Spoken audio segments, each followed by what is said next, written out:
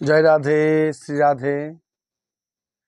আজকে আমরা আলোচনা করব ভগবানের বিগ্রহ নিয়ে বা মূর্তি।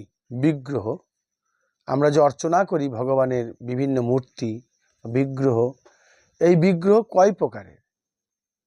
না, শাস্ত্রে বর্ণনা থেকে বোঝা যাচ্ছে 3 প্রকারের হয় বিগ্রহ। একটি চিন্ময়, একটি মৃন্ময়, আর একটি হচ্ছে বাংময়। চিন্ময়, মৃন্ময়, বাংময়। চিন্ময় বিগ্রহ কাকে বলছে? চিৎযুক্ত ময়, মানে যে চিৎ চেতনা আছে যার মধ্যে, সেটাই ভগবান। প্রত্যেকটা চেতন বস্তুর মধ্যে, প্রত্যেকটা জীবের মধ্যেই যে ভগবান বিরাজ করছেন, এইটিকে উপলব্ধি করাই এবং প্রত্যেকটা জীবের সেবার মধ্যে দিয়ে ভগবানের সেবা করা, শিব জ্ঞানে জীবের যে সেবা, সেইটি উপলব্ধি করার নামই হচ্ছে চিন্ময় অর্চনা, চিন্ময় বিগ্রহের অর্চনা। অর্থাৎ এইটি জানতে হবে যে বিশ্ব চরাচরের প্রত্যেকটা জীবের মধ্যেই চেতনারূপে ভগবান বিরাজ করেন।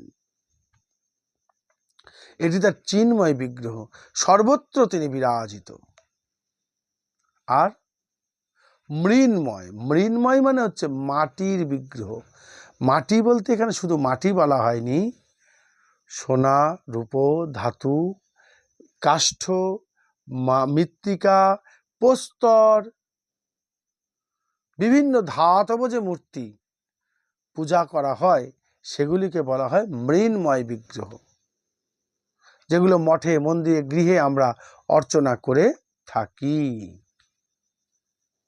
আরেকটি বিগ্রহ হচ্ছে কি? বাংময় বিগ্রহ, অর্থাৎ বাক্যময় বিগ্রহ। একটা সাধারণ কথা আছে, কৃষ্ণ কোথায়?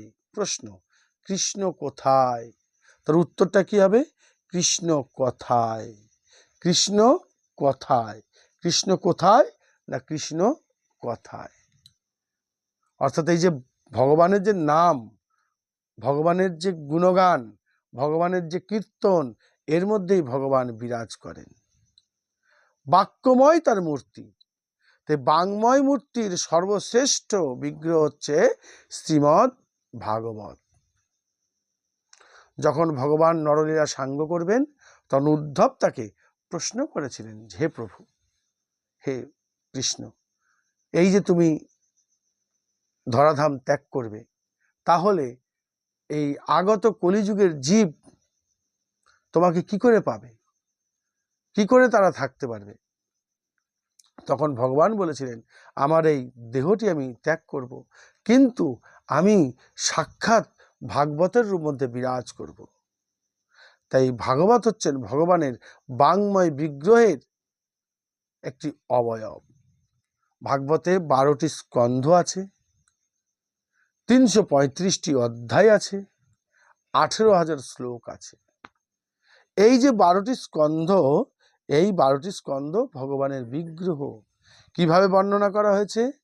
প্রথম এবং দ্বিতীয় স্কন্ধ হচ্ছে ভগবানের চরণ, মনে রাখতে হবে, প্রথম এবং দ্বিতীয় স্কন্ধ ভগবানের চরণ।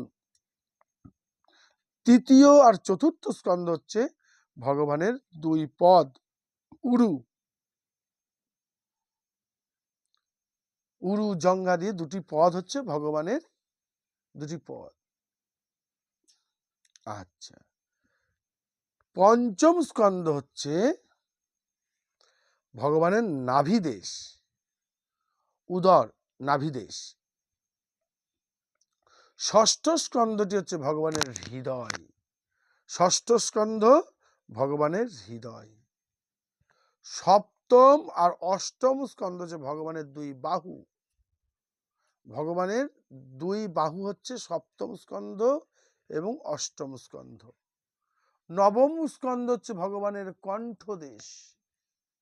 ভগবানের কণ্ঠদেশ হচ্ছে নবম স্কন্ধ। দশম স্কন্ধ হচ্ছে ভগবানের মুখ। দশম স্কন্ধ ভগবানের মুখ। একাদশ স্কন্ধ ভগবানের ললাট। একাদশ স্কন্ধ ভগবানের ললাট এবং দ্বাদশ স্কন্ধ ভগবানের মস্তক। বোঝা গেল?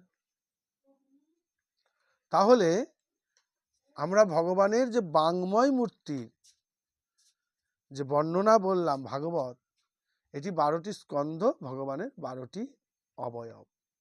আর মৃন্ময় মূর্তি হচ্ছে বিভিন্ন ধাতব মূর্তি, আর চিন্ময় মূর্তি হচ্ছে প্রত্যেকটা জীবের মধ্যে, প্রত্যেকটা বস্তুর মধ্যে ভগবানের অস্তিত্বকে উপলব্ধি করা।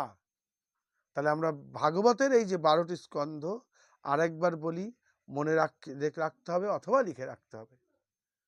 প্রথম এবং দ্বিতীয় স্কন্ধ ভগবানের চরণ, তৃতীয় এবং চতুর্থ স্কন্ধ ভগবানের উরুদেশ, পঞ্চম স্কন্ধ ভগবানের নাভিদেশ, ষষ্ঠ স্কন্ধ ভগবানের হৃদয়, সপ্তম এবং অষ্টম এই দুটি স্কন্ধ ভগবানের দুই বাহু, নবম স্কন্ধ ভগবানের কণ্ঠদেশ, দশম স্কন্ধ ভগবানের মুখবিবর, একাদশ স্কন্ধ ভগবানের ললাট, দ্বাদশ স্কন্ধ ভগবানের মস্তক। সংক্ষিপ্ত ভাবে ভগবানের মূর্তির রহস্য একটু আলোচনা করলাম। যাই হোক, সকলে ভালো থাকবেন।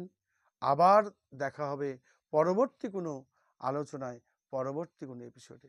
ততক্ষণের জন্য রাধে রাধে।